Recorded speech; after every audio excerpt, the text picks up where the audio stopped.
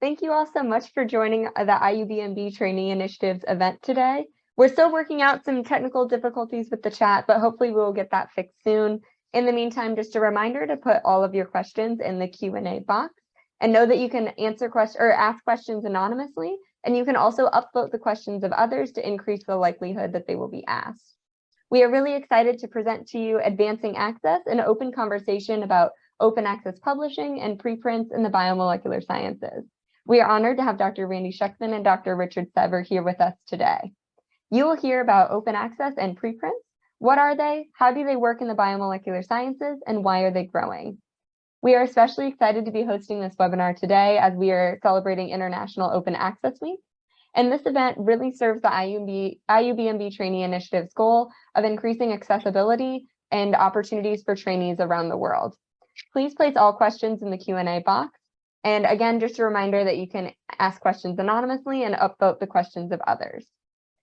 To briefly introduce the IUBMB Trainee Initiative, we are an organization run by trainees for trainees.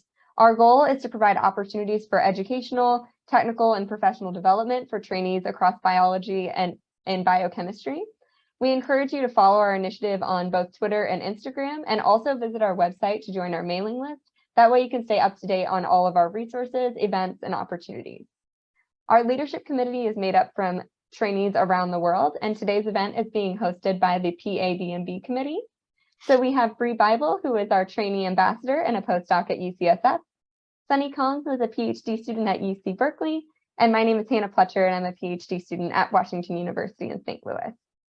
Before passing it over to Sunny to introduce our event, I'm going to quickly highlight a service that's related to today's event, and that is Prelights. Prelights is a preprint highlight service that features and summarizes preprints from across the biological sciences. We encourage you to check out their website and follow them on Twitter to stay up to date on exciting new science and discuss with scientists in the biological sciences community. And with that, I'll pass it over to Sunny to introduce our first speaker.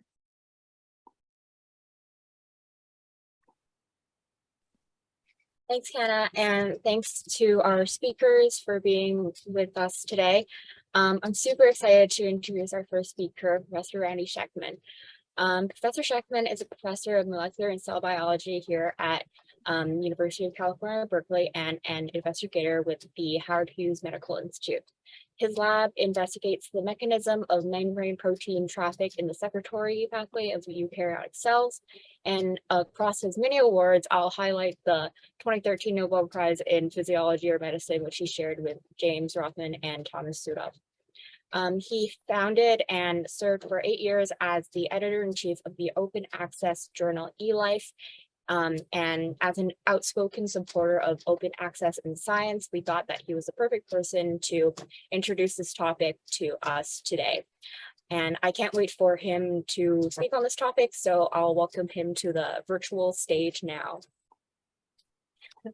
Thank you, Sunny, and good morning or good afternoon, wherever you are tuning into this. I'm going to now share my screen and begin with a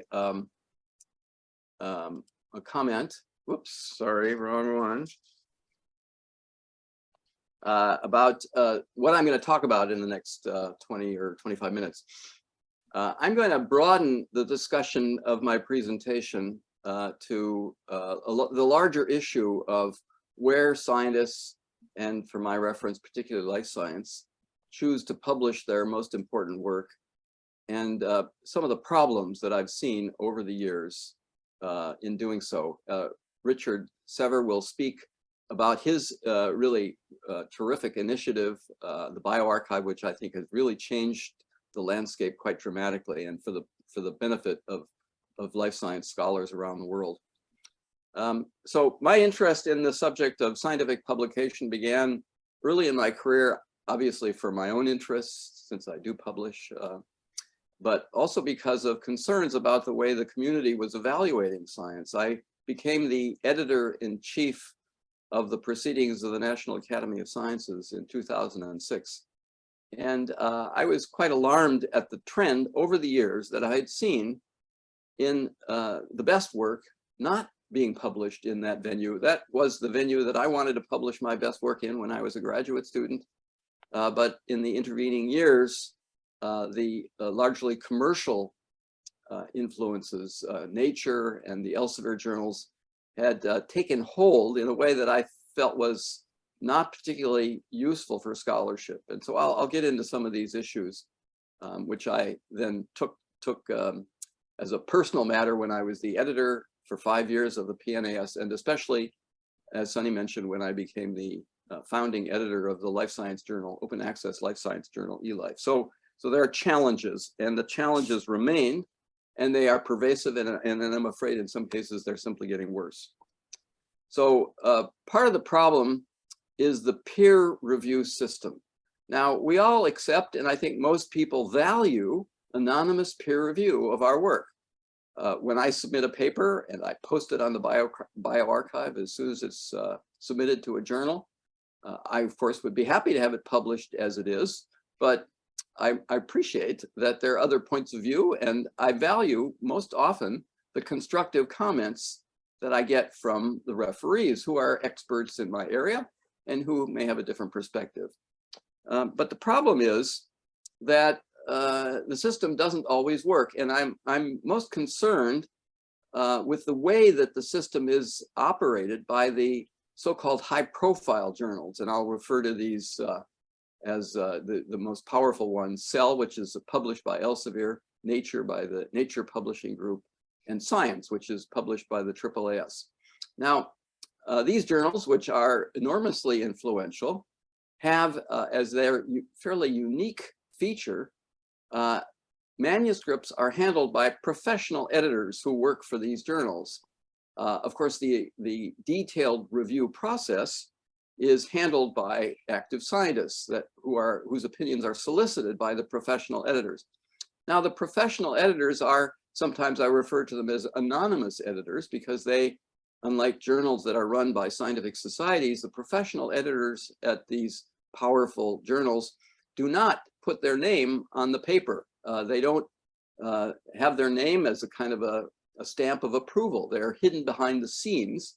These are people who were trained as scientists. They're often very bright, many of them very young, but they are called on to review such broad areas of scholarship that it is really impractical for them to have a grasp of any particular subject that they're responsible for handling. And so they rely on scientists in the community, and the scientists, of course, have different opinions, and they collect the professional editors collect these opinions, and more often than not, they are really not in a position to judge the relative merits of positive and negative comments. So they very often just send all the comments back to an author, and the author is faced with this maze of different requirements, often very difficult to meet.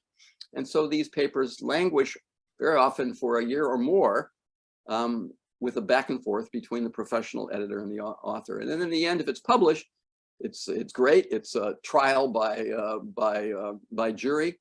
Often the jury is completely anonymous. Indeed, even the editor is anonymous, at least to the readers of the journal.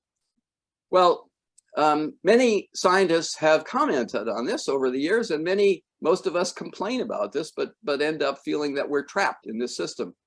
Here is a respected immunologist from MIT, Hidde Pluch, publishing in Nature, which I consider one of the offenders. Peer review of scientific papers in top journals is bogged down by unnecessary demands for extra lab work. And that's as a result of the kind of inability of the professional editor to judge the relative merits of comments that are solicited. Or by my friends Sandy Johnson, Peter Walter, and Martin Raff, publishing in Science, another one of the so-called high-profile journals. The stress associated with publishing experimental results can drain much of the joy from practicing science. Indeed, it's often felt that when you get a series of reviews back from these journals, it's usually the third reviewer who is the most evil one. And there was a little parody made on a movie about the last days of World War II called The Bunker, where Hitler is seen as being criticizing that damn third reviewer who is often responsible for trashing a paper. Well, part of the problem is with these very selective publications, Nature and Science, is that they and Cell have recognized that scientists like to win the lottery. Scientists actually are quite vain, and they like to be seen as being picked in a very highly selective manner. And so although all journals now are published electronically, Nature and Science still have a print version, and they artificially limit the number of publications that are accepted as a result of this archaic print model. There is no reason why a journal should only be accepting 6 to 8% of the papers that are submitted, as is true at Science and Nature. There should be a broader view of what's considered acceptable for publication, but these journals restrict their product, and so they act very much like luxury corporations like Mercedes-Benz and BMW. They give the impression that they're so selective, and they do so in I would say, quite artificially. And that, of course, generates interest among scientists who'd like to think that they've won the lottery. Now, one of the ways that these journals have in the past, and I'm afraid still do, support themselves is by using a number called the journal impact factor. Here, for instance, some years ago, Nature magazine was advertising in false bright lights. Their impact factor calculated to 3 positions past the decimal point, numbers that are completely artificial and inaccurate. I could spend an hour telling you why the impact factor is a meaningless number. It was created nearly 5 decades ago by the Institute for Scientific Information to be used by librarians to decide which journals to subscribe for their institutions. It's a number that measures the total citations in a journal over a 2-year window divided by the number of papers. It's a measure of popularity. It is not, nor was it ever intended to be, a measure of scholarship. And yet journals still to this day continue to advertise this number shamelessly as a measure of somehow their influence or their popularity. It is a false number, and it should never have been used for this purpose, but I'm afraid it's so deeply embedded in the culture that it's hard to get away. Here's an almost amusing clip from a Nature news article some 7 years ago, where because of the great expense of online access licensing by institutions, it was reported that Greek scientists all over the country were losing access to these journals because their libraries couldn't afford the subscription fee. And superimposed on this at the same time in this advertisement was a price for Nature at the time, $41, pounds or euros per year, and with this phony impact factor reproduced in the upper right-hand corner. This is a toxic number. It should never have been used, and yet it is the basis of an awful lot of difficulty in less well-developed countries who could not afford the license fees to pay for these journals. Well, in Asia, the matter is even worse. This is a bulletin that was published some years ago by the Chinese Academy of Sciences. I'm told they no longer do this, but I have it on authority, since many of the people in my lab are Chinese, that this is basically an advertisement by the Chinese Academy that specified a cash reward for people who managed to win the lottery and publish their papers in Cell, Nature, or Science. At the time, it amounted to something like $33,000 US. That was pure cash reward. It wasn't for research, it was for private use. And as then the editor of the PNAS, I was of course offended that it was less valuable to publish in the PNAS by a factor of 4 and practically worthless to publish in any other journal.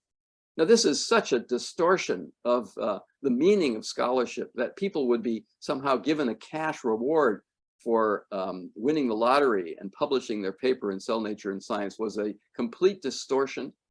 And many in the West were highly critical of this.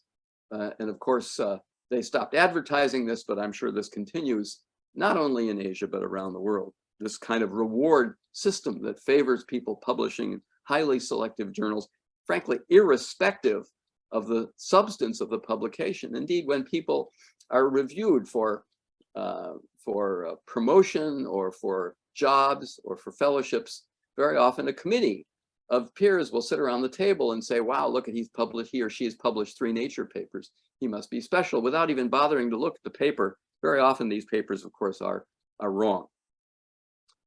Well,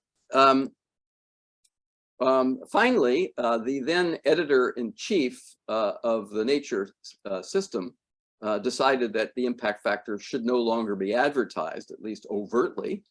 And he wrote this very strong statement in an online editorial, and indicating that the Nature family was going to diversify their performance indicators. He says, metrics are intrinsically reductive and as such can be dangerous. Relying on them as a yardstick of performance rather than as a pointer to underlying achievements and challenges usually leads to pathological behavior. The journal impact factor is just such a metric. Well, this was Philip Campbell. He is no longer the editor-in-chief of Nature.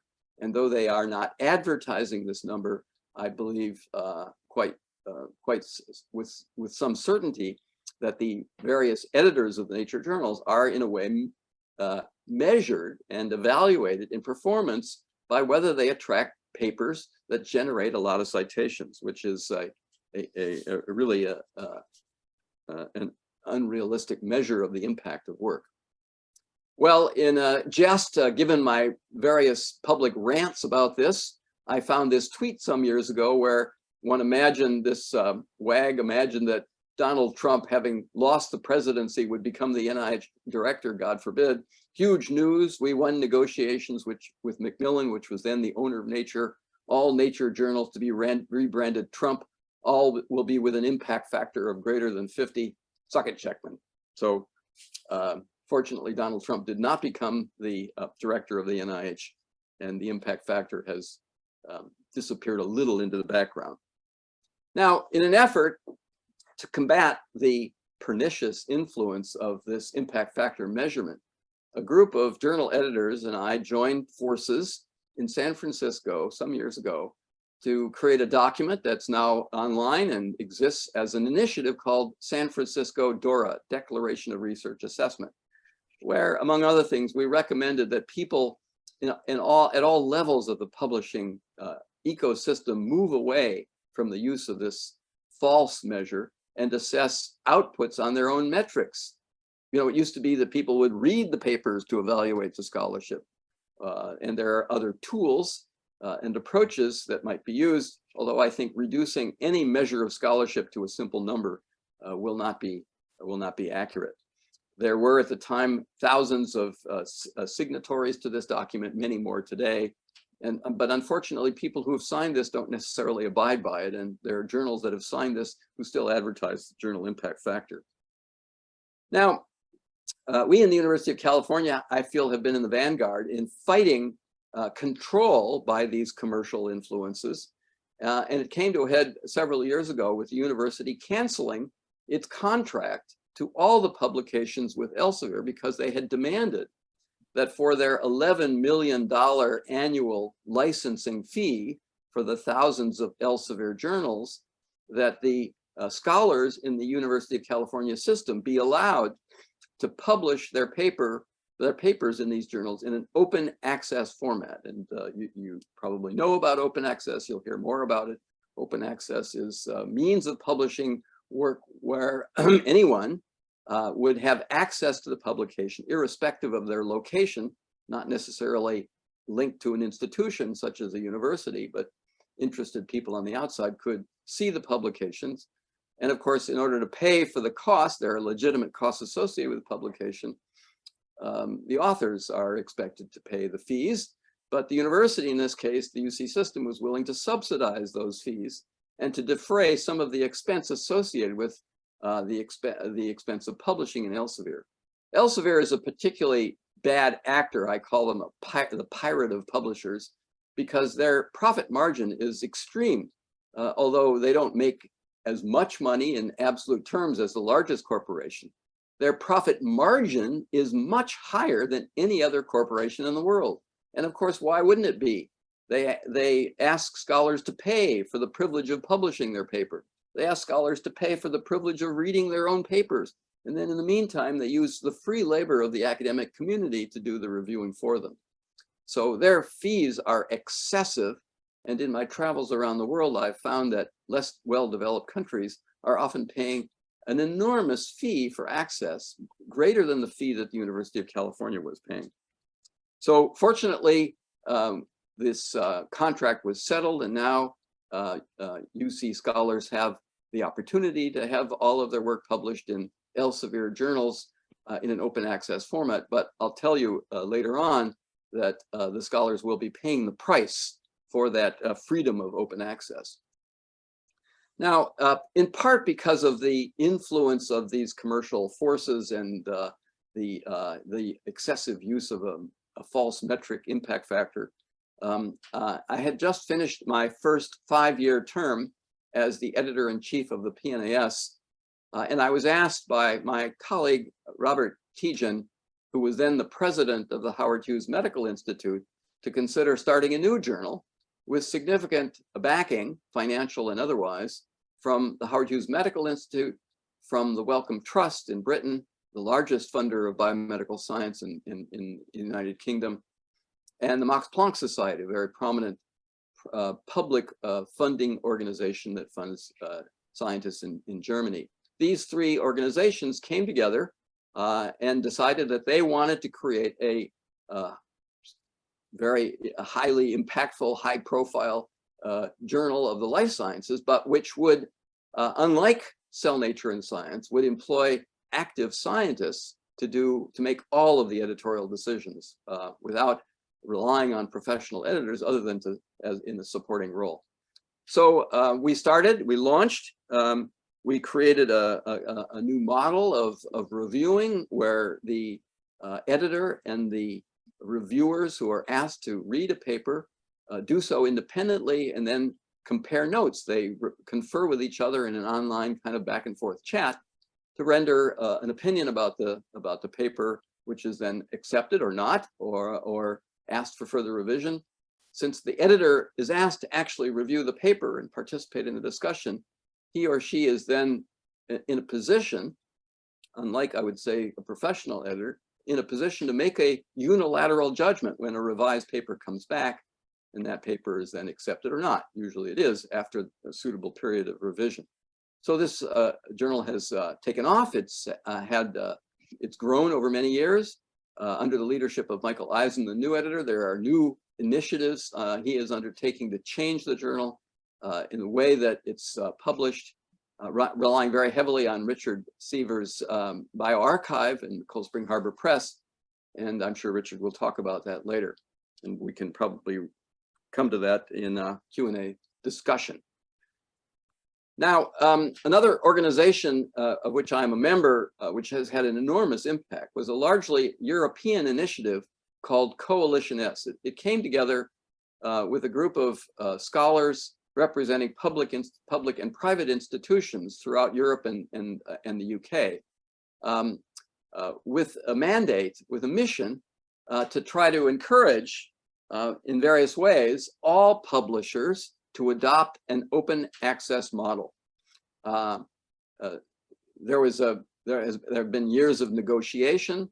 The commercial journals, seeing open access as a threat to their bottom line, have fought a vicious rearguard action through government agencies to prevent the adoption of open access, because that would seriously cut into their profit margin.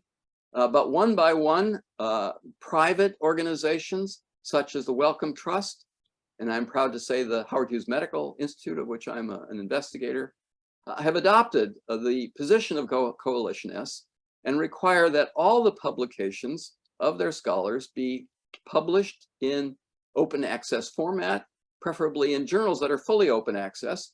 And the commercial journals who agree to, in principle, join this, this effort are asked to make progress over a period of just a short number of years to fully open access for their journals. And they are doing so now with, I'm sure, great reluctance. but many of them have very strong branding power. They continue to have they're deeply embedded in the scientific culture. And so they found a way, and they recognized again that scientists will be willing to pay a considerable sum of money, as you'll see in a moment, for the so-called privilege of publishing in the small number of pages of these journals. So that was the effort of the Coalition S, and as I think many of you know, that now after many years of back and forth, the US federal government under President Biden's leadership has finally announced that all the scholarly efforts of scientists who are funded with federal support will by 2025 be required to be in an open access format. So now by hook or crook, all of the commercial publishers are being forced into this open access format, which is a good thing. Of course, back when Coalition S was first having influence, journals that were published by these commercial publishers were trying to scare people about what would happen if open access was adopted. And in an editorial 4 years ago in Nature, they referred to the Coalition S plan as a radical open access plan that would spell the end of journal subscriptions.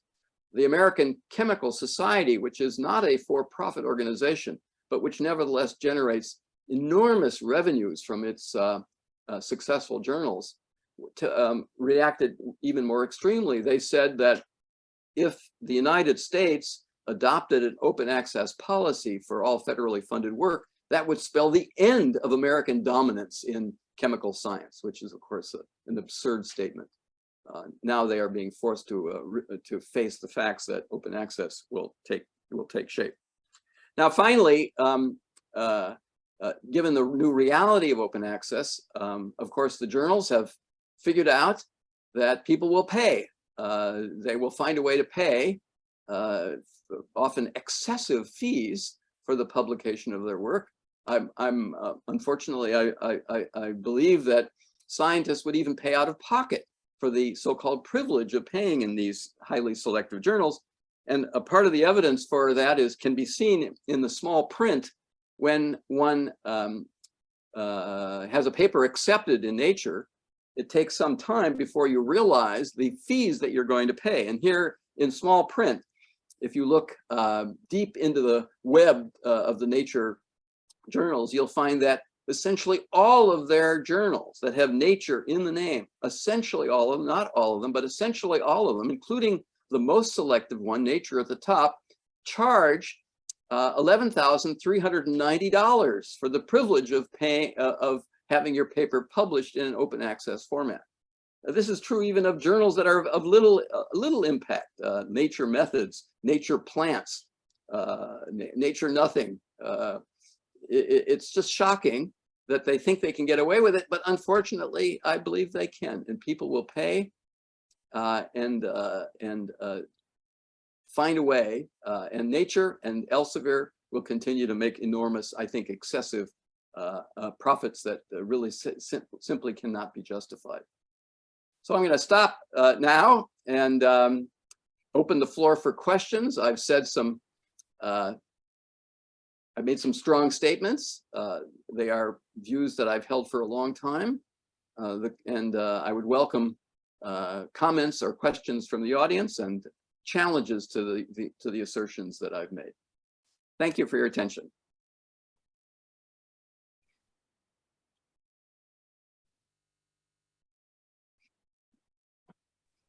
Thank you, Professor, for that talk. So I will share a question that was asked in the Q&A, and I encourage other participants to continue asking some. But the first one, do you foresee any financial support systems for early career scientists to publish in open access journals? Yes, so that's of course a really great question. Early career scientists who are in the institutions, for instance, that are represented by the group of us on the panel and the people who've introduced, are all institutions that usually provide substantial startup funds for early career scientists, which is very different than it used to be, at least when I started. So my observation, certainly among my young colleagues here at Berkeley and elsewhere at the top research universities, is that, in fact, early career scientists have more money than many of the senior scientists who are still active in research. So I don't think for many early career scientists, it's such a problem. Now, of course, I am well aware that beyond the top research universities and outside of the country and less well-developed countries, these fees can be excessive and really would make it impossible to publish a paper in a journal like Nature Cell. So I would urge that those who have more limited funds consider other journals where the profit margin is not a motive. For instance, at eLife, the charge for the open access fee has until now been $3,000, but because of a new publication policy at the journal, the fees are going to go down to $2,000 a paper. So that's much more manageable than the $11,400 that it costs to publish in Nature. And there are other journals that have fees that are even lower than that. So I think it's it should be possible for scholars to have their work published in an open access format without having to break the bank. So that would be my advice.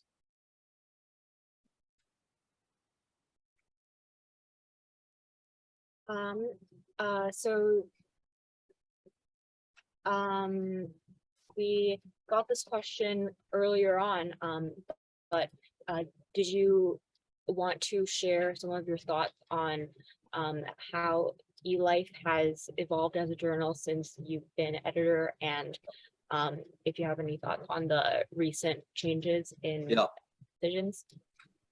Well, I've been, eLife started with an evolutionary change in the style of reviewing, and I think that had an impact. Of course, journals need to grow and change. Some should do so by their own initiative rather than being forced by the community to do so. So Michael Eisen has taken a very bold, revolutionary step, a series of steps in changing the publication format.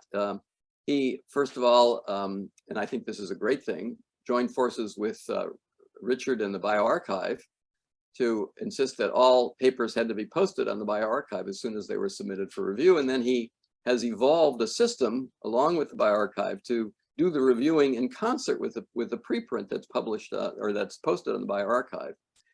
His initial change was to have comments posted by referees and by the editor that would remain associated with a manuscript and remain on the bioRxiv for all to see, even after the paper was published and during the review process. And that was challenging. Some people didn't like it, but I thought that was, he explained it to me and I accepted it. And I thought it was a nice way of actually advertising the journal, because all these comments would be associated with eLife, and eLife would be seen as a positive force.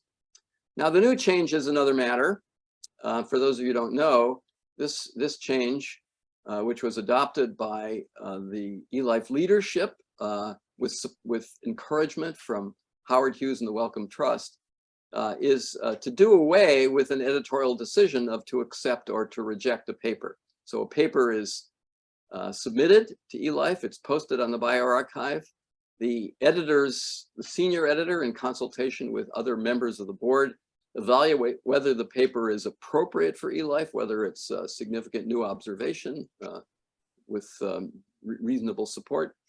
And at that point, the paper is simply posted with no decision, whether it's accepted or rejected, is subjected to review.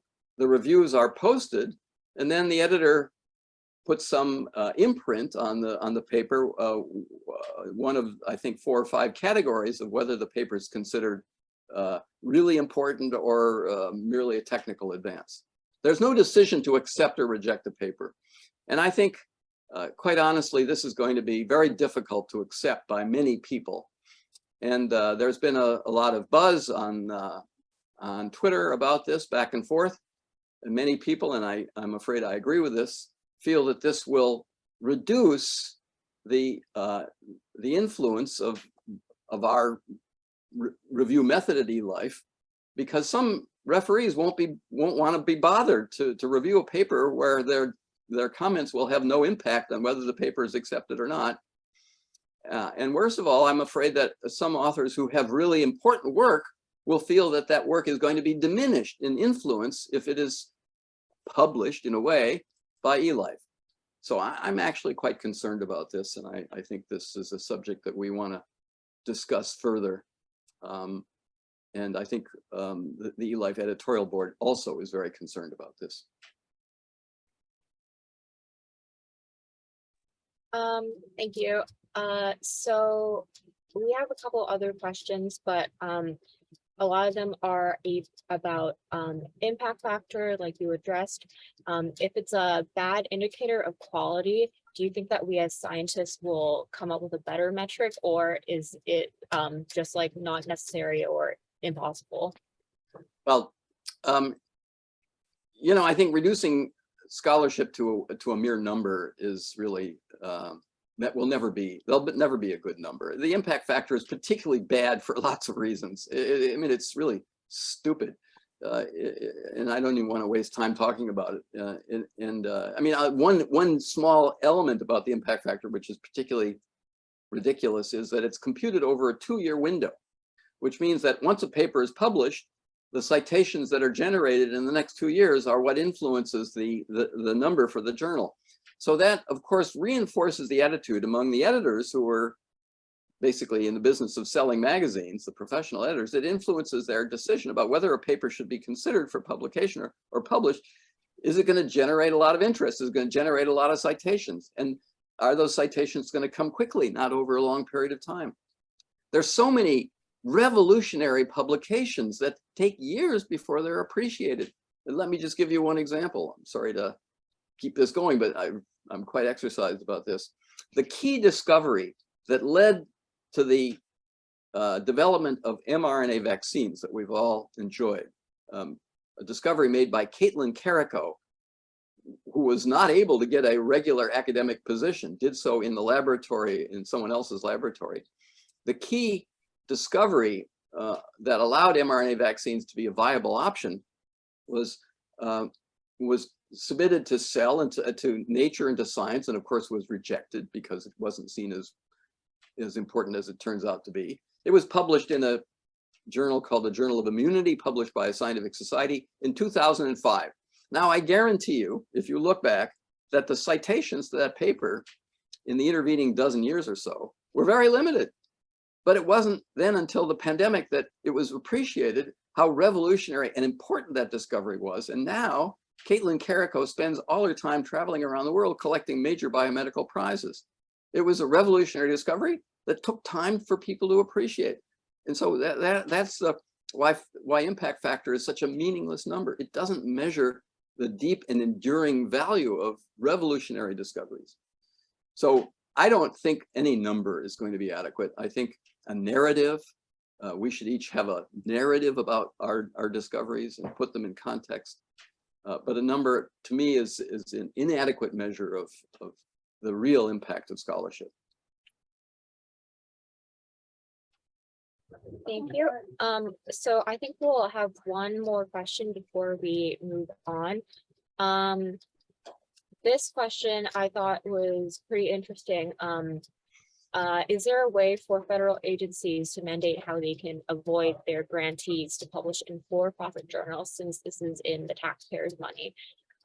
Since open access can be mandated, is there something else that can be done?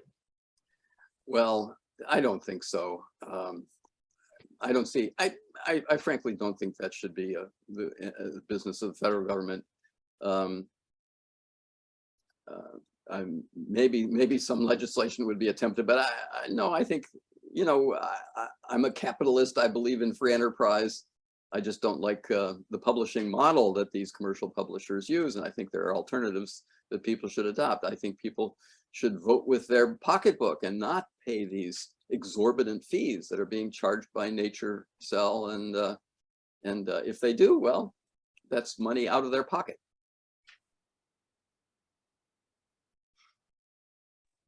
Thank you for answering those questions. And yeah, it's really great because we can all tell that you're very passionate about this topic. So with that, I will pass it off to Bree to introduce the next speaker. Thank you. Thank you, Dr. Sheckman. That was really, really fascinating. I'd like to now introduce Dr. Richard Sever. I have the pleasure of having worked and known him in the past. He is the co-founder of BioArchive, the preprint server, and he also serves as assistant director of Cold Spring Harbor Laboratories Press at Cold Spring Harbor Laboratory in New York, where I did my PhD training. So I have known about BioArchive for quite some time, and over the years, it's gotten more and more popular, and it's really helped influence the biomedical science community, the life science community as a whole. So a little bit more about Dr. Sever. He received a degree in biochemistry from Oxford University, and then a PhD at the MRC Laboratory of Molecular Biology in Cambridge. And then he moved into editorial work, first as an editor of Current Opinion in Cell Biology and later Trends in Biochemical Sciences.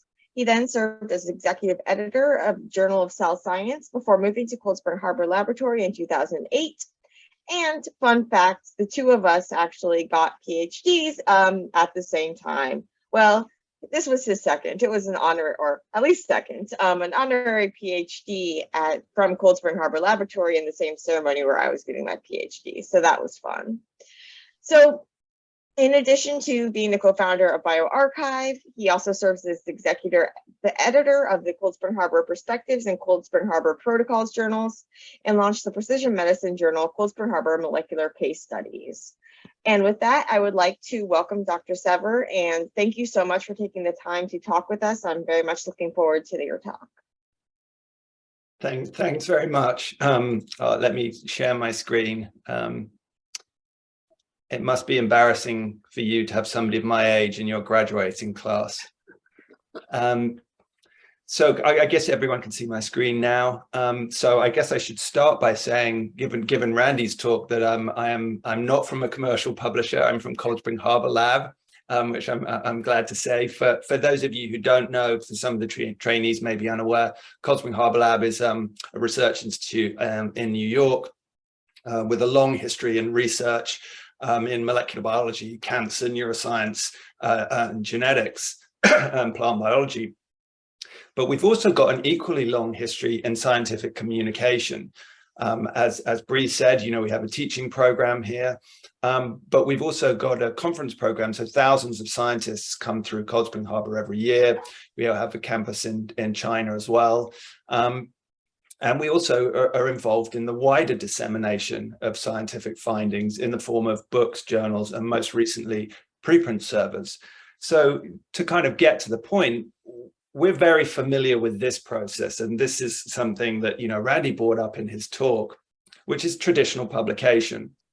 This is a slide that I show to the students in Cold Spring Harbor each year, and the point here really is that an author submits a paper to a journal.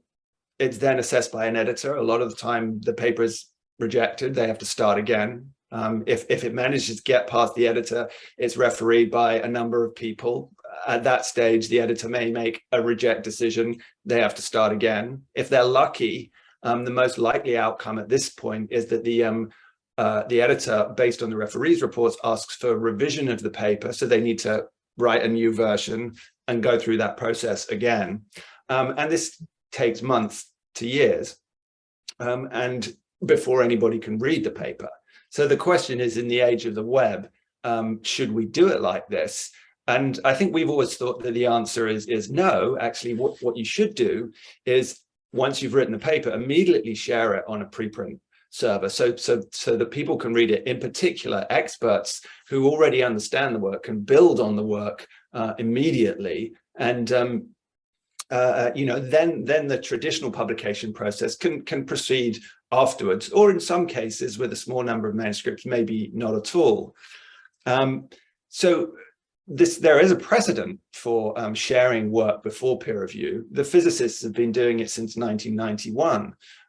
Archive was established at Los Alamos National Laboratory in 1991, and it's a way of sharing manuscripts in computational science, physics, math before publication. And they recently passed their 2 millionth preprint. So I think that's a big sort of vote of confidence, or people voting with their feet in this method of sharing information. Inspired by Archive, we launched BioArchive at Cold Spring Harbor in 2013. It's an entirely non-profit service. It's focused on the biological sciences specifically, so it's intended to complement Archive. Funded by Chan Zuckerberg Initiative in Cold Spring Harbor, and it's all entirely free. That's a point we can come back to, and obviously there's sort of echoes of some of the points Randy made in his talk about the cost of these types of enterprise. What was interesting was that after launching BioArchive in 2013, we saw a proliferation of largely discipline-specific servers. So ChemArchive was launched for chemistry, SociArchive for social science, AgriChive for agricultural sciences, and there's a whole, this slide only shows a small number of all the different archives now. So it's an idea that resonates in a number of different academic communities. And in 2019, we actually partnered with Yale and BMJ to launch medArchive, a dedicated service for the health sciences. So this is much like BioArchive. It's a non-profit service. It's all entirely free. The papers are not peer reviewed. But like BioArchive, they are screened. And the reason that medArchive is a separate server is that, there are more worries about clinical information. So the screening process is a little more in depth at medArchive. Again, it's not peer review. I'll get to that. We also require that authors on medArchive supply more information about things like ethical oversight of their work, etc. So it's intended to complement BioArchive, but allow expansion of preprints into the clinical sphere. So why post a preprint then? I talked about the speed. Rapid transmission of the results. That's the first and foremost reason for doing it, is to get your work out immediately. And critically, it puts the author in control of the timing of dissemination rather than the journal. So the author can decide when they want to make their results public. People like that. It's also an opportunity to get feedback on your paper and create discussion within the community, which can improve the paper. So then when you send it to a journal, then it's in much better shape and hopefully has an easier passage through all those hurdles that I shared earlier. Visibility is very important for early career scientists. If as I mentioned, if it's taking 2 years to publish a paper and you're treading water in your fellowship for an extra 2 years, those kind of timelines aren't really compatible. So very useful for early career scientists, and it allows them to show evidence of productivity immediately and early on to grant, hiring, and tenure committees. This is just a bit of data to kind of show how much time is saved. If you look at that blue plot, that is the submission to publication times of journals in PubMed. And you'll see that the median is about 7 months, but the range goes out beyond 2 years. And it's not uncommon to hear these sort of horror stories of people who've been taken 3 years to get a paper published in Cell, for example. By contrast, on the left-hand side, you can see posting of a preprint typically available on something like BioArchive within 24 to 48 hours. And this has a really, tangible benefits for individuals. This is a timeline of a recent collaboration from a former Cold Spring Harbor postdoc who now has his own lab. And what you'll see here is on the left, he read about a preprint in June of 2017. He saw somebody had tweeted about it, and he thought that worked interesting. So he reached out to the author, and they started a discussion about a collaboration. Come that fall, they started sharing resources, doing model development, and doing a series of follow-on experiments based on the work that he'd read on BioArchive in June of 2017. By the end of the year, they were getting results from the follow-on work, and in January, They basically got the results. They were harvesting organized, getting all the results from the follow-on work from that paper that he'd read in June of 2017. Now, interestingly, almost the same week that they were getting the data from the follow-on experiments, the paper that he first read about on bioRxiv in June of 2017 was published in January of 2018. So he essentially had a 7-month head start. And, you know, if you're a tenure track individual and you've got five years to make it, a 7-month head start is really, really valuable. And I think when we look at the things from a systemic level, if you imagine that for every paper, more and more 7 months piled on top of each other, you can really imagine that science could speed up significantly. And in fact, Steve Quake at the BioHub in San Francisco has done some back of envelope calculations that suggest that if everybody were to post preprints, you'd get a sort of geometric effect, and ultimately you could speed up science 5-fold in 10 years if everyone were to post preprints. This has been very evident during the pandemic. I'll come to this a bit later, but it's significant that in 2003, before bioRxiv, 93% of papers on SARS were published after the epidemic had ended. You know, sort of several years later, when bioRxiv was launched and we saw the beginning of the Zika outbreak, you began to see papers appearing on bioRxiv during the Zika outbreak. Come 2020, well, now to 2022 and SARS-CoV-2, we've had 25,000 preprints on bioRxiv and medRxiv about COVID and about the virus. So how does bioRxiv work, or medRxiv as well? This is just a workflow. The author submits a paper, undergoes some administrative checks, and then it goes through what we call an affiliate screen, which is basically just a group of young scientists who look at all the papers and say, you know, is this science? Could it be dangerous? This is not peer review. It's just a very, very coarse filter so that bioRxiv isn't full of nonsense. And if they say it's okay, it goes live. If they have any problems with it, they can flag it, and it's discussed internally often by the leadership if there's some problems with some worries about the paper, I should say, rather than problems. What they're asking is, you know, is this paper utter nonsense? Is it not science at all? Is it actually a paper? Is it just some sort of ranty opinion rather than sort of, you know, experiments? And, you know, we get a lot of those, so it's nice to be able to turn them away. Is it research?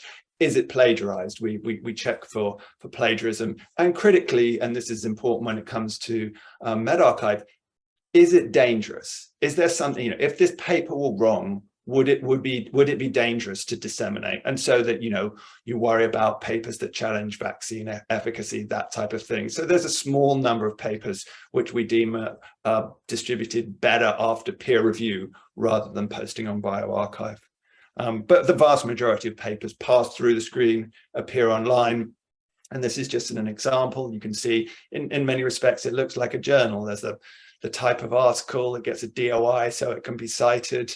There's a posting date, so that's the date that the author can use as priority. There's a download link to the PDF. This is just the author's PDF, but we've recently, because we create HTML, we also now create a print-friendly version, so you can see all the figures in line, which is something people have always complained about with author PDFs. So there's an option to get inline figures, and critically, there's version information, because a big difference between a preprint and a journal article is that you can revise the preprint. You can keep adding new versions. So in this example here, you can see that it was first posted on November 7th, 2013, and then revised 4 days later. But often, you know, there'll be several months and people will update the paper, but it's all preserved there in the version history, so you can always go back and see what the original version looked like.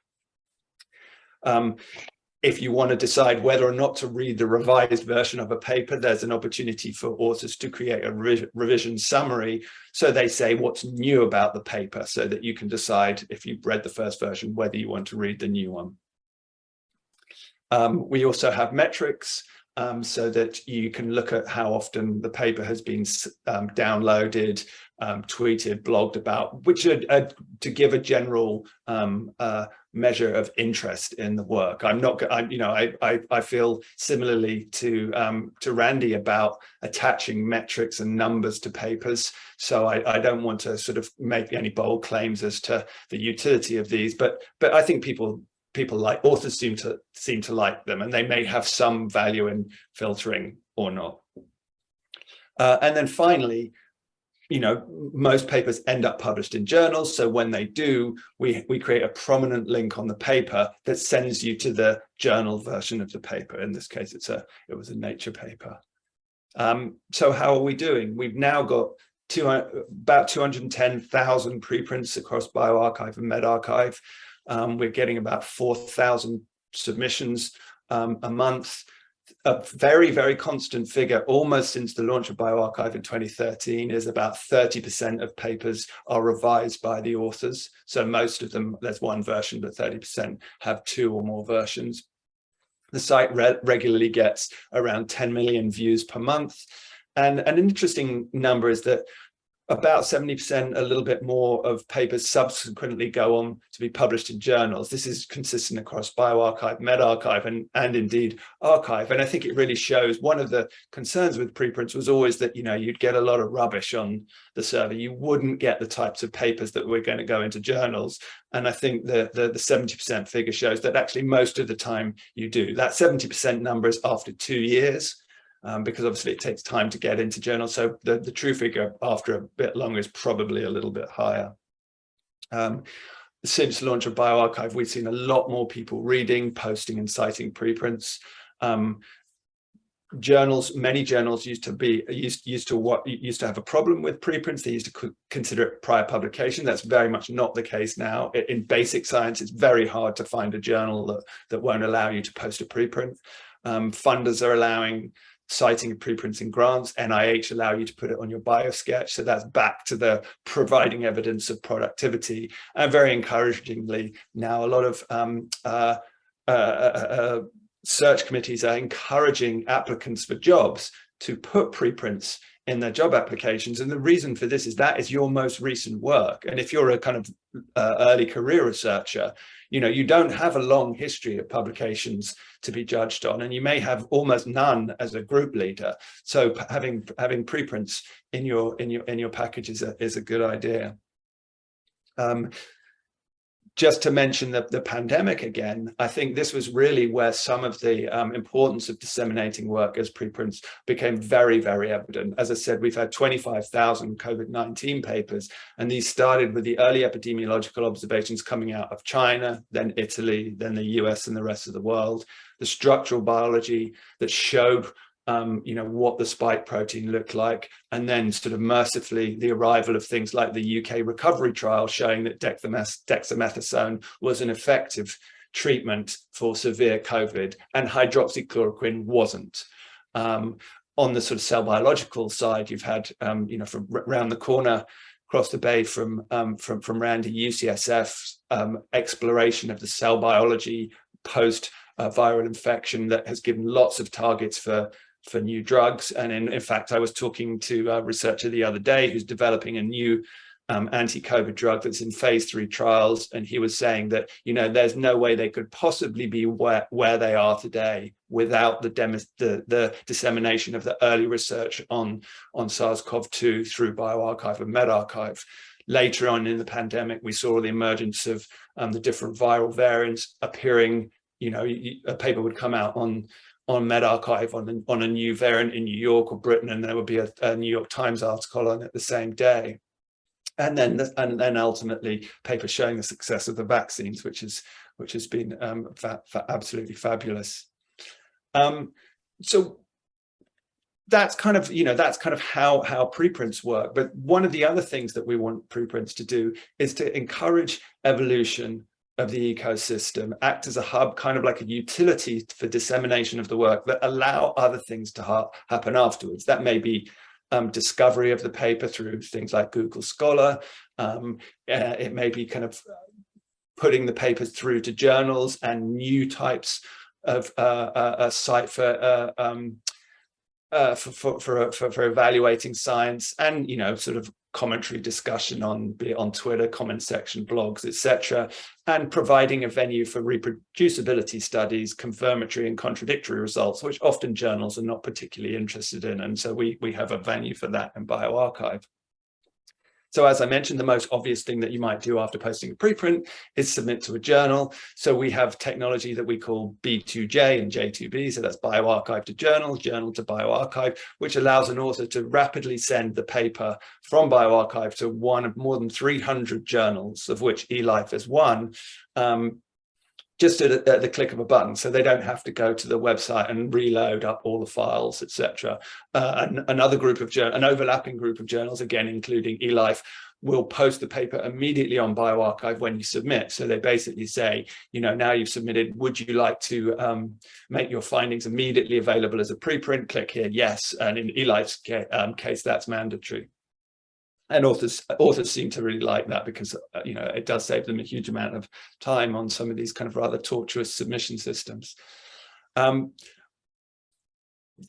central theme of preprints is decoupling this process of dissemination of the work from its evaluation, which is normally done by journals, but actually there are some experiments going on which are enabled by a bioRxiv. So Review Commons is an initiative set up by ASAP Bio and EMBO, and it's essentially a portable peer review service. Peer Community In works similarly.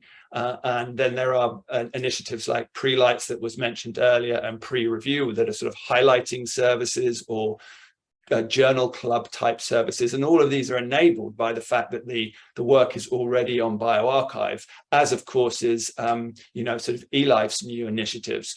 All are dependent on the fact that the work is there on bioRxiv, so that the preprints can be, the peer reviews can be posted alongside the preprint. And we saw this being valuable during COVID-19 with initiatives like RRC19 from MIT and the Mount Sinai Immunology Initiative, where people were trying to post what were in fact posting very rapid analyses of COVID preprints, because there was all this COVID work coming out as preprints, and they were trying to highlight it and give some context, because, back to that point about the preprints not being peer reviewed. So, you can't take them on trust, they really do need to be evaluated. And that was a group of experts trying to do that very, very quickly, much more quickly than would happen through traditional peer review. We, of course, at bioRxiv want to make people aware of all these different evaluations of preprints. So we have a dashboard alongside each article, which will bring up a series of places where you can find more information. So, any tweets about the paper are listed. If there's a conference talk video, that can be placed alongside the paper. There's a number of communities I mentioned, Prelights, that will talk about preprints. So we list all those. We have a comment section so authors can engage with the community who are commenting on the paper, and a thing called what we call transparent review and preprint, which eLife is a part of, which is a way in which journals can show the peer reviews of preprints alongside the preprint. And that's, again, that's all enabled by this decoupling of the dissemination and the evaluation, because importantly here, this window here that says TRIP eLife is not part of bioRxiv. It's controlled entirely by eLife, but because we use this hypothesis annotation technology, we can show it alongside the preprint to which it relates. So I think this is kind of interesting because, talking about the future of peer review, new initiatives, the ones that Randy mentioned, preprints enable all of this. So you can imagine a process that's a bit more multidimensional, and rather than a single judgment being made at one point in time, a number of different forms of analysis of a preprint occurring. The traditional journal, or a portable review platform like Pre-Review, on-site comments, and the notion of badging, where people might look at one specific aspect of a paper, like, for example, the statistics or an ethics aspect. So there's a lot of talk about automated services that would evaluate preprints and put a stamp saying, we've checked the stats, for example. So I think you can imagine a constellation of signals around a preprint that give readers information that will enable them to evaluate it better. And I've sort of joked that these kind of are sort of akin in some respects to post-transcriptional modifications of the preprint. Since it's Open Access Week, I feel like I should say a little bit about that. Some context, as Randy mentioned, this has been kind of a long journey. For about the past 25 years, people have just been discussing how to provide access to papers for free without subscriptions, etc. And one of the reasons that discussion has been going on so long is for every solution that is posed, there's a problem with it. You know, if you want to make the paper immediately available and the author pays, then there are concerns about the authors being charged too much and you know how equitable that is across the world. The green open access route, by which you archive a copy of the journal article, is deemed problematic because people worry about embargoes and, you know, all the journals might die, etc. So you know, I won't go through this in detail, but there's lots of debates in this about what's the best way to do it, and it's taken a while to solve this problem. So one solution that we proposed, which we feel would solve it immediately, would be a mandate to post preprints. If funders would post preprints, then you would immediately solve, if they mandated all their grantees to post preprints, you'd immediately solve that access problem by making the research available for anyone to read, and you do it much, much more quickly than the journals do. It would also create an environment for experimentation with new peer review initiatives along the lines of things like eLife and Review Commons and a number of other initiatives.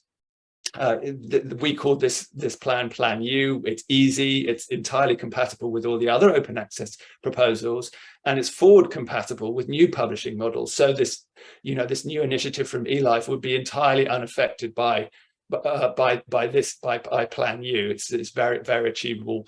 And this would be a solution for all research, including that research that doesn't end up published in traditional journals. And as I say, it has the additional benefits as it would promote evolution of scholarly publishing and increase the speed of dissemination of work. So that's all I've got really to say on that matter. I just wanted to say that, you know, bioRxiv and medRxiv take a lot of people. Even though we don't do peer review, there's a lot of hard work behind the scenes keeping it up 24/7, 365 days a year, particularly during the pandemic when we've been bombarded with papers. So there's a great in-house team, amazing support from our colleagues at Yale and BMJ who make it work. The lab, Cosmic Harbor Lab itself, and our president Bruce Stillman, a variety of funders and fantastic partnerships with journals like eLife, PLOS and EMBO. So anyway, thank you very much.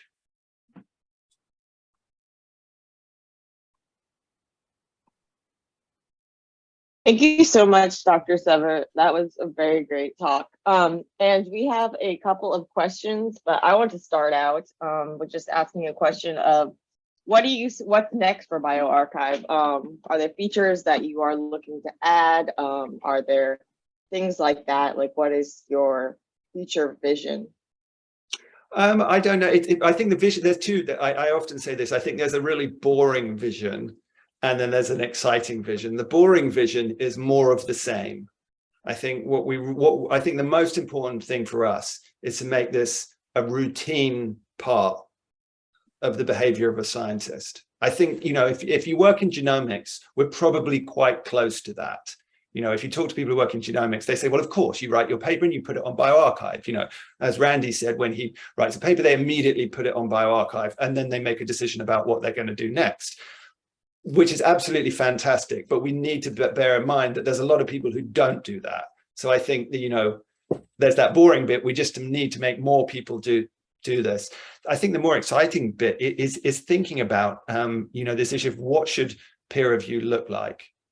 And can we make it better by this decoupling? So, you know, just one example, I know people who work in synthetic biology, And I always wonder that, what does peer review look like for synthetic biology? Does peer review in synthetic biology look the same as peer review in pharmacology? And my guess is that if you were going to start anew, you'd say no. You'd say actually peer review should be different in different places. If I'm creating a new construct or I'm writing some code, the real maybe we need something that resembles road testing. So I take the construct and I examine it, or I run the code, and that peer review process looks slightly different from somebody who's doing a clinical trial or somebody who's doing a study on trafficking in yeast. So I think that's kind of interesting, is trying to build bioRxiv in such a way that it becomes a stimulus for evolution downstream and enables people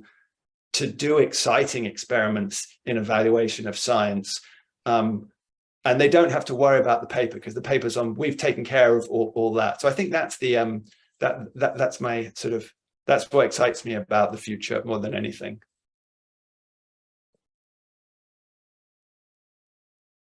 We have a practical question. Thanks, Richard. Can an author manuscript version be sent to bioRxiv after it is published elsewhere as a way to facilitate access and visibility? So no. So what we really want, I mean, bear in mind, our main aim for bioRxiv is to speed up research by encouraging early dissemination and making that the benefits of that very, very evident. So what people know is when they go to bioRxiv, they're seeing stuff that is just done, is new. What we didn't want to do was say, somebody go to bioRxiv and find that 95% of the papers there are papers that have already appeared in journals. It's also worth pointing out that, that's kind of a different mission. There are things like PubMed Central, institutional repositories. All of these have a mission to basically, to put work that's already been published. So we've been very clear that this is about preprints, not postprints. Thanks. Twitter has been mentioned and is even listed as a metric. What are your thoughts on science Twitter and scientific discussion via this platform? Oh, I don't know. I think the easy answer to that is mixed. My thoughts. So on the plus side, I think Twitter has been amazing for preprints. bioRxiv, it's not like bioRxiv really did any advertising of any significant amount. We don't, tables of contents don't really exist for preprints. You can get search alerts, but one of the things that has been amazing has been the extent to which, again, genomics and neuroscience in particular have used Twitter to share information about preprints. So I often, often the first time I hear about a really exciting paper on bioRxiv is when I go on to Twitter and see that somebody like a neuroscientist like Kevin Mitchell has tweeted about a paper and said, this is really good. Or Corey Bargman, somebody who works on nematodes, says it's good, and you get very good recommendations for papers, and sometimes you can get great sort of hot takes, like everybody's talking about this paper, but what they're forgetting is that. So Twitter's been really fantastic for that. It's also a nice way of getting opinions on papers from a much broader group of people than you would otherwise. So that's the good side. It also, it connects people with scientists that they don't already know. I think the downside is, there's all sorts of bad aspects to social media, and so it's unsurprising that some of those manifest in Twitter discussion of scientific papers. There's a reason why when you click on a paper it says, would you like to read the paper? Because lots of people have an instinctive reaction to offer an opinion on something without having read it. And of course, Twitter's very bad for that.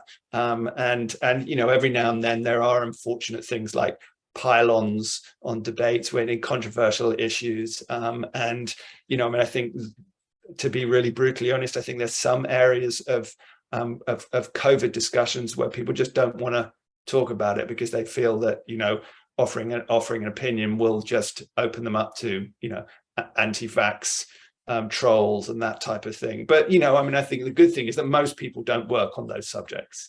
I think if Randy puts a paper saying that he's discovered a new variant of Sec62 in yeast or something like that, then people will go, oh, that's really interesting. I'm glad I learned about the paper, because 400 papers came through bioRxiv today. I wouldn't have seen it if it weren't for the fact that this person I know who works on trafficking has said this is a great paper. So upsides and downsides. Thank you. Someone is asking about, so both talks today discussed on impacts of open science on research and its culture. Are there anecdotes or data on how bioRxiv science communication and education preprints have impacted education, SciComm practice, and policy? There are not many journals even today that accept these types of articles for publications, especially from ECRs, and in a timely manner without severe word limits. The science communication and education bioRxiv category has been around for years and not discussed as often as biomedical preprints in terms of the impact of SciComm preprints and bioRxiv on research culture, scientists and humanities. Thank you. So yeah, I mean, that's interesting. I mean, I think it's, that whole sort of scientometrics and discussions of science communication. We have a few papers like that. One of the things that is slightly difficult is we're very clear that bioRxiv is for research.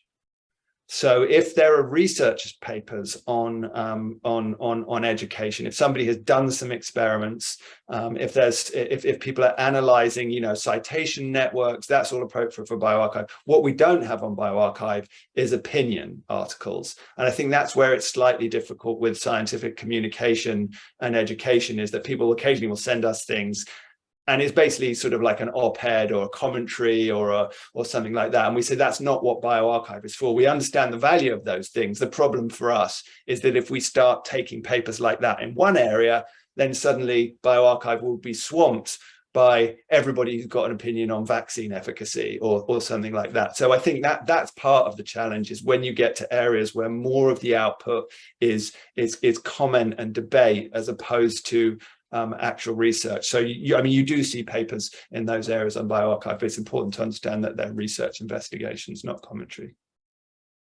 Great. And last question.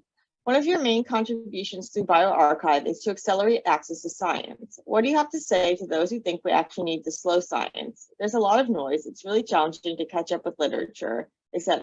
Any thoughts about the consequences of this acceleration? Well, I guess what I would say is I think there's two slightly different things going on there. There's accelerating, and then there's the volume of information.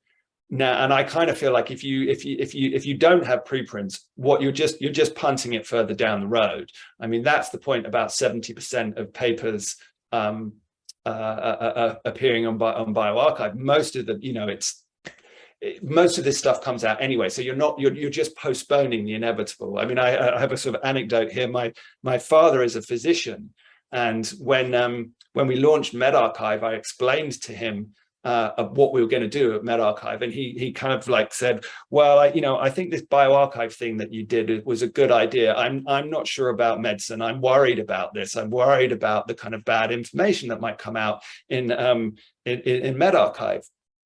And I said, oh, well, okay, so we had a bit of a chat about it. And then about 2 weeks later, he called me up and he said, this medRxiv thing, I've thought about it. He said, I've changed my mind. Because, the thing is, all the crap gets published somewhere anyway. And I think that's the key. I mean, it's, all these papers are coming out anyway. What it really means is that we need better filters. We need to do something with this deluge of information. And that's one of the good things when I talk about that ecosystem of evaluation. And you mentioned pre-lights and all these things. I think that, and this is a real opportunity for early career researchers, is to say, you might not often be asked to peer review a paper, but you can start blogging about papers. You can set up a pre-review group. You can get involved in pre-lights. And then if somebody goes to bioRxiv, they can be they can go and read your opinion, or they can start using your opinion about what papers to read. I mean, I think Molecular Biology of the Cell, the journal run by American Society for Cell Biology and Development, are journals that have sections that highlight preprints. So I think this is a really encouraging move. And your Prelights itself, I always describe as the news and views for preprints. So I think there's lots of opportunities for people to get involved in filtering, and that could be a sort of more equitable, and as I said, like I mentioned, you know, trusted people saying this is a great paper, you should go read it, it is a good thing. And you know, I think, as I said, for postdocs in particular, I think it's a good thing to think. I mean, one of the points I make, a different talk that I sometimes give is about careers, and I always point out that something like 95% of people who do a PhD are not going to be a tenured professor. So those 95% have to go and get different jobs, and often they go to people like me who want to, if they want to work in publishing or something like that. And if they can show a whole diverse spectrum of sort of intellectual activity, like commenting on preprints, that makes me think that they know more than just all the work they did in their PhD. In some respects, that's of more interest to me than the fact that they've got a single author paper that shows that they're really good at Western blotting in Journal of Molecular Biology. So I think, you know, and I think that it's something that early career researchers should really think about, how they can get involved. I have a question. Fantastic. I have a question. Richard, Go ahead. let me play the devil's advocate here. But I assure you I'm very supportive, and I post everything on the bioRxiv as soon as it's ready to be submitted, and which is now, of course, the official policy of the Howard Hughes Medical Institute, which is a good thing. However, there is some resistance on the part of certain prominent Howard Hughes investigators who argue the following. They have work that has taken years to develop, techniques that are specialized that they used. And if they post it on the bioRxiv, and it takes then a very long time in these high profile journals to be reviewed and published, then others may be able to exploit their discoveries and rush to print in a published form work before their work even is accepted for publication. Mm-hmm. So no, I think that's a really interesting in question, and it gets to these concerns that people talk about scooping. So I guess I'll give the sort of there's two facetious answers to that. The first facetious answer is this why nobody ever gives talk about work that they're doing in their labs? You know, I mean, the reality is that people talk about works. I mean, Bruce Dillman, when some of these issues I think first came up at Cold Spring Harbor, we had senior faculty who made the same point. And when Bruce was like, look, you guys will go around the world, you know, talking about your work. And, you know, I think it's not too much of an exaggeration to say there are many scientists who will answer any invitation to give a talk in the affirmative. So, but Richard, there's a difference between giving a talk and putting it in print. No, absolutely. Yeah, that's what I mean by a bit facetious. I think the more serious answer is the one that the sort of Paul Ginsberg, the founder of arXiv, gives, which is, why would you be worried about that when you have, by being in control, you have put the data out and you've got a date that says, I was here first. Yeah. And I think that kind of gets to something that you and I have talked about before, Randy, and you realize that what they're worried about, it's not about priority. It's not about that. What they're worried about is that somehow somebody else will get into nature before they get into science. You know, and I think the problem with that is, as you say, that's part of the problem with that is that, you know, is worrying about symptoms rather than causes, and we need to get away from that. I think the other response to that I would give is, if it's a lot of this happens anyway. So if you're in a situation when you're racing with somebody and you could put your paper on bioRxiv, but you don't because you think somebody might get into science more quickly than you get into nature. Okay, but actually what's more likely to happen is that you don't put it on bioRxiv, they beat you anyway, and then you're always perceived to be second. Whereas if you had it on bioRxiv, you could say, well, it was on bioRxiv, and Nature took ages to peer review it. So I think it's a valid point, but I think it sort of points to problems in scientific culture that aren't really anything about the dissemination of information. They're about fear and credit and evaluation and things like that. Yeah. Very good. Thank you. Okay, well, with that, I think we're going to wrap things up. But thank you both for your incredible talks and your generosity with your time. I'm sure that we could talk with you for hours and hours and not get bored. But unfortunately, a lot of us have to get back to work and that sort of thing. But we really appreciate you taking the time to talk with us. And we'd like to thank all of the attendees for coming. And remember to look into the IUBMB Trainee Initiative. Follow us on all the social media and places like that. And we will have another event next month that we will be announcing shortly. And we hope that we will see you all in the future events as well. And thank you very much. And I hope everybody has a great day, and thanks again. Bye. Thank Bye. you.